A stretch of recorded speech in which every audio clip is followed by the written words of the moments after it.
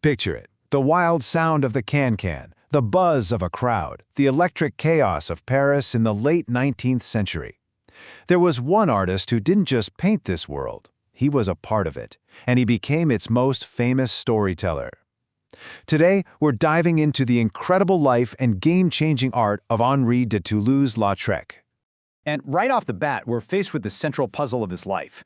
I mean, this guy was born into the highest ranks of French nobility, but he found his home, his real purpose, and his fame in the dance halls, cabarets, and brothels of Paris. So the question is, how on earth did that happen? To really get the artist, you first have to understand the man.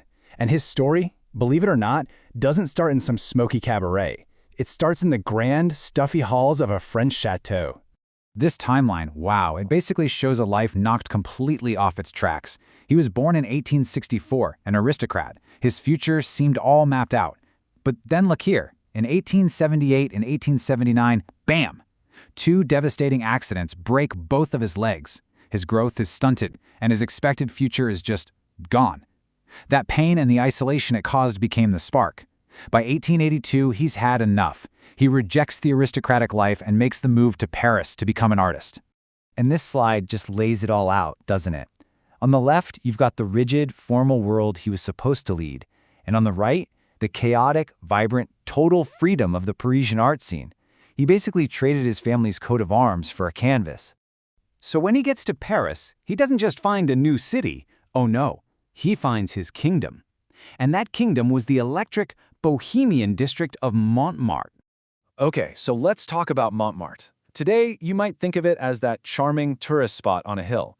But back in Lautrec's time, it was something else entirely. It was the absolute beating heart of the counterculture, a wild, dazzling, and yeah, kind of gritty world of artists, dancers, and outcasts. For him, it was both his studio and his stage.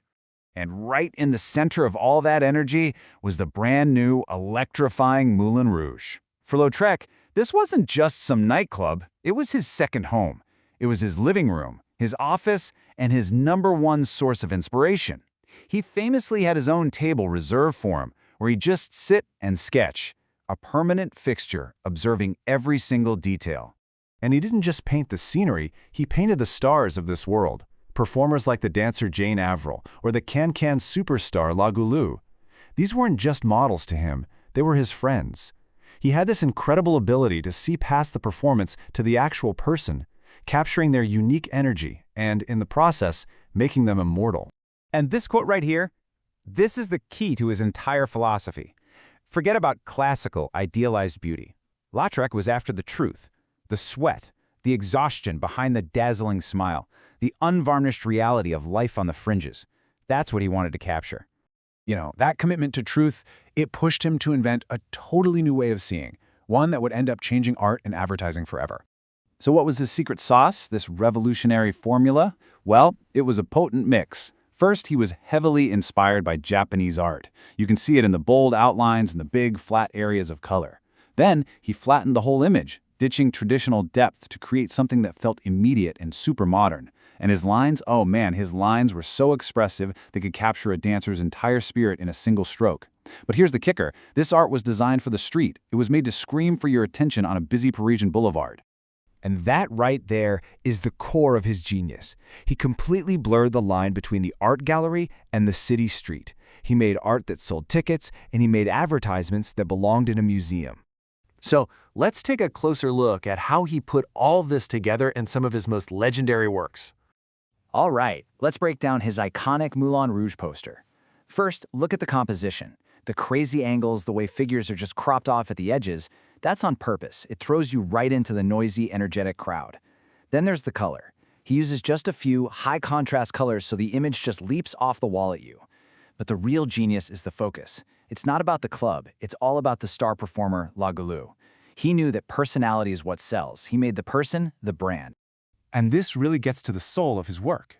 It didn't matter if he was painting a famous dancer or a working girl in a brothel. He saw past their job description to their humanity. Maybe because he always felt like an outsider himself, he never judged. He just observed with this deep empathy, and he painted them as real, complex people, never as caricatures. So, fast forward more than a century. Why are we still talking about this guy? Well, It's because he fundamentally changed the way we see the world around us.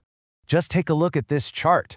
It visualizes his true impact. Sure, he's a big deal in the fine art world, no doubt about it.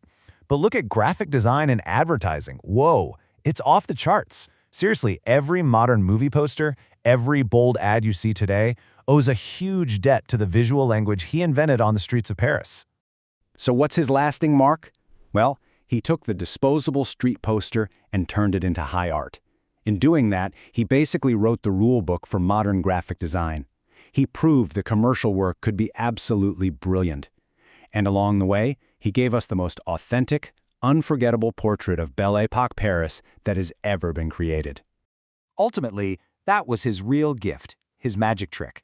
The kick of a can-can dancer, a singer's glance from the stage, the electric energy of a crowd, these moments are gone in a flash. Lautrec managed to capture that electricity on paper and make it last forever. And that leaves us with one final thought. Lautrec found his art in the nightlife and chaos of his time. So, if you had to create a poster that captures the true soul of our world today, what moment would you choose to make immortal?